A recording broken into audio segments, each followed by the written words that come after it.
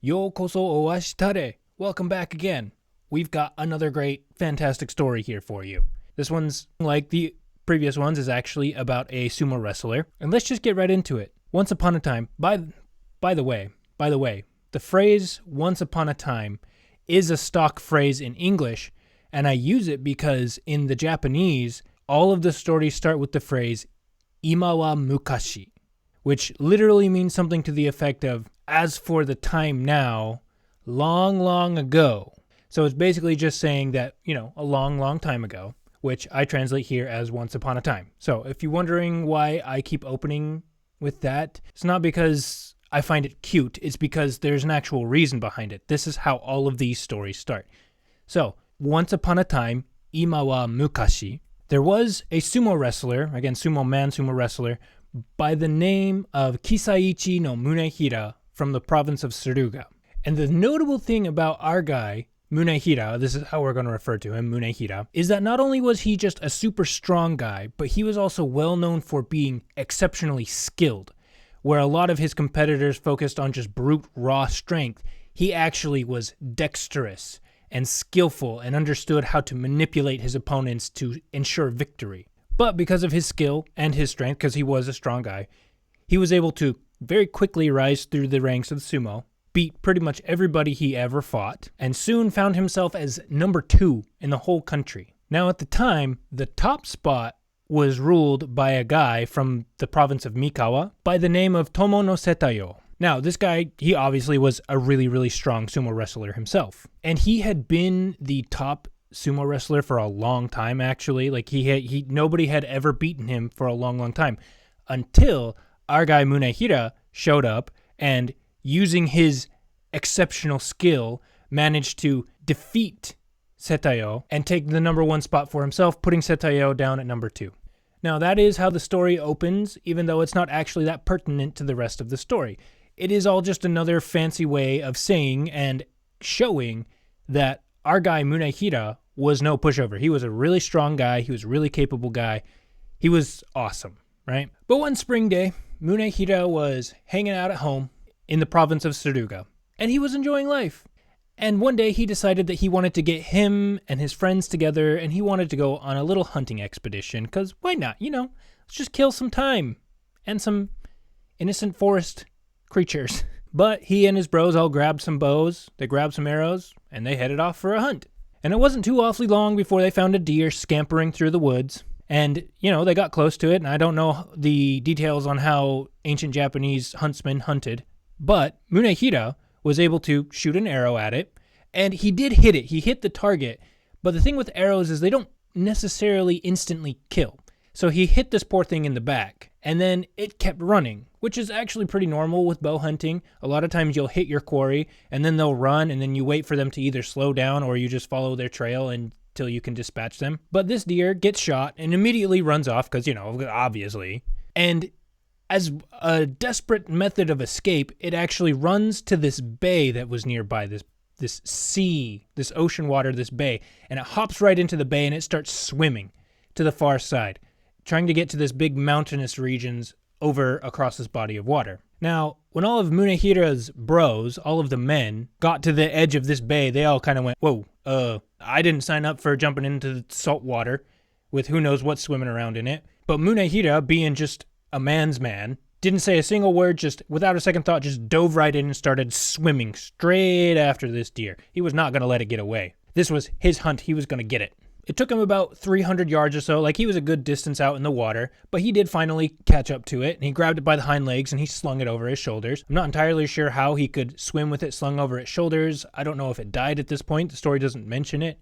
But he catches up to the deer, grabs it by the hind legs, slings it over his shoulders, and he turns around and he starts swimming back. And things are going well. Everybody's amazed. Like, oh, dang, that Munehira, he's just so freaking awesome. Like, of course, he's just going to dive right into the water to go after his quarry. Like, he's just that cool of a dude, right? When suddenly, his men noticed something in the distance. Because, they weren't in the water. They were on the high ground a little bit. So they could see a little bit farther. And they noticed in the distance a wave approaching Munehira, like this wave, this ripple effect, this disturbance in the water, and it was making its way toward Munehira pretty dang fast. And the first thing they all thought was shark. And see, this is the thing. Sharks will do this. Sharks actually do this. They will swim with their dorsal fins sticking out of the water to cause a commotion, so you can kind of like see them coming. I don't know why, but they do that sometimes. I don't know if that's a behavioral thing. If there are any shark experts in the comments, please educate me. And in exchange, I will educate you. Because the fascinating thing about this story is in the original wording, they actually use the word wani, which if you're familiar with modern Japanese, wani means alligator or crocodile, one of those big reptilian water-dwelling creatures. But in this story, it is most definitely a shark, because apparently what happened was wani was kind of a more general term for creatures, deadly, scary creatures that lived in the water that you needed to be aware of. And wani in particular meant like a really ferocious shark. Because, there are different species of sharks. Some of them are a lot less, aren't as aggressive as some of the other ones. But wani specifically meant a really dangerous, mean shark. And that's what Munehira's men saw. A wani. Well, I say they could see it, but they couldn't actually see it for sure. All they knew is that there was this wave, is the term that the story actually uses. There was a wave moving towards Narihira with very definite purpose. And the only thing that it could possibly be would be a shark. And they, seeing this, all of a sudden start shouting at Munehira, Bro, there's a shark! There's a shark! It's gonna get you! You're gonna get eaten! I mean, that's not the most encouraging thing to hear from your friends. Hey, bro, you're gonna die. Okay. So Munehira's men are freaking out on shore, basically telling Munehira that he's going to die. Munehira is out, maybe he's 200 yards from them at this point, and at this point the wave catches up to him. And there's a flurry of water and spray, and they lose sight of Munehira. He disappears under the water, and again, there's just this big commotion, and it goes still. And then you see the wave again, except now it's leaving. And so everyone's thinking, oh no, bro, Narihira's gone. There's no way you could survive that. And then all of a sudden, out of the water pops Munehira. And not only that, but he's still got the deer slung over his shoulders, and he starts swimming back. And so everyone's just astonished, like, how did he do that? How did he do that? He just got attacked by a shark. We saw it. But nope, there he was, just swimming back. And that was great. Awesome. Until the wave, after being gone a little bit, started coming back for him again. Now this time, Munehira was about 100 yards away from the shore, and the wave caught up to him again, and there was another flurry of spray and water. Again, Munehira disappears. Again, the wave leaves, and then Munehira pops up out of the water, still carrying the deer. So that's twice now. He got attacked by a shark, apparently, and he's still making his way back. He's still alive. And by the time Munehira got to about 10 feet away from the shore, his men realized that he didn't actually have the entirety of the deer. He just had its hind legs and some of its lower abdomen. But they didn't really have time to process and piece together what had happened because the shark came back. And it was headed straight for Munehira again. And when it reached him, this time the men could see it was indeed a shark. It was like an actual shark. So Munehira being so close, all his friends start shouting, "Get out of the water! You're gonna get this shark! The shark's back! Get out! Get out! Get out! Get out! Get out!" They're trying to get him to get out of the water. But they could see Munehira just didn't care. He just completely ignored them. He gave no Fs. Apparently he doesn't give Fs about jumping into the water to go after a solitary deer. And he doesn't give Fs about a shark coming to attack him for the third time.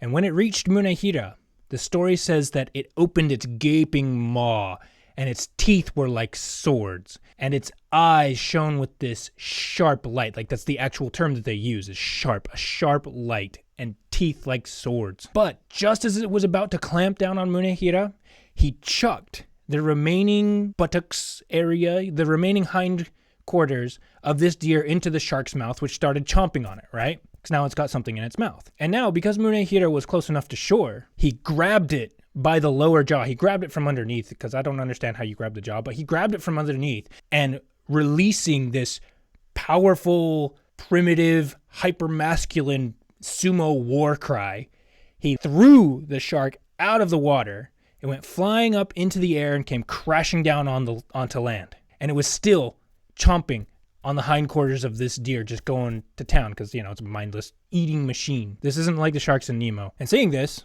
all of Munehira's men just saw this shark and were like, okay. And they promptly turned it into a pincushion of arrows. Just filled the sucker full of arrows and it died. And Munehira just stoically and with nary a word climbs back up onto shore, dripping wet with salt water, with a serious look on his face probably. And all his friends start freaking out. They crowd around him. They go, bro, dude, how did you do that? We saw this shark attack you 3 times. How are you not dead? How did you survive?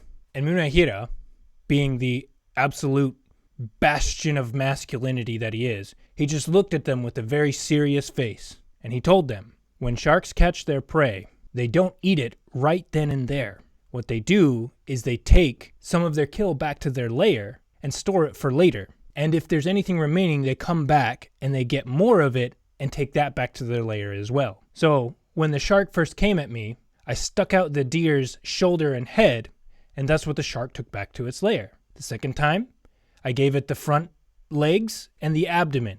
And as you saw, for that third time, I gave it the back legs and the hindquarters. And then, of course, I threw it up onto shore where you, gentlemen, promptly turned it into something dead. I don't know. I couldn't think of anything witty there. But when most people get attacked by a shark, they typically don't have bait to throw off. And if they do have bait, they usually drop the entirety of it. And then when the shark comes back for seconds, they have nothing to ward it off with. And even then, so many people who offer sharks bait will oftentimes get dragged underwater and drowned because they're not strong enough to resist. Now, of course, I don't think Munehira meant this as a brag, but it kind of was a brag saying that I was strong enough to not get pulled underwater by a shark. Also, I'm smarter than everybody because I know how to deal with sharks. It makes me wonder a little bit about the information of Suruga. Is Munehira from like a fishing village? Does he have extensive experience with sharks? How does he know all of this? I don't know. Maybe that's something I could look up. Or you could look up. But anyway, back to the story. All of Munehira's men, of course, were just dumbstruck. Like, this was amazing. What a man among men that he could survive getting attacked by a shark and throw it, just yeet it right out of the water so that they could finish it off. Wow. That right there, that is a man. That is a man's man. And thus is it said that from this incident, Munehira's fame and word of his prowess spread not only all across his home province of Suruga, but to all the neighboring provinces as well. And then I guess somehow it wound up in this collection of stories. Okay, great. That's the end of the story. I don't have a lot in the way of commentary, other than there is that thing where specifically the word they use is wani, and that has changed over time. And that's the thing about languages, is they do change over time. They change with introductions of new technology, with new influences, people coming up with new ideas, new ways of thinking about things. But, it's always nice to preserve the past, preserve the old ways of speaking things, and hopefully we can learn a thing or two from these things, and that's what I'm trying to do here. So, with that in mind, if you enjoyed this story, please like, subscribe, share maybe, that would be great. And I do want to properly thank you for your time. Ito katejike no koso haberi kere, which again is my attempt at saying thank you very much in classical Japanese and 1,000-year-old Japanese. But yeah, Munehira the Shark Slayer. He's a cool guy. Anyways, thank you and goodbye.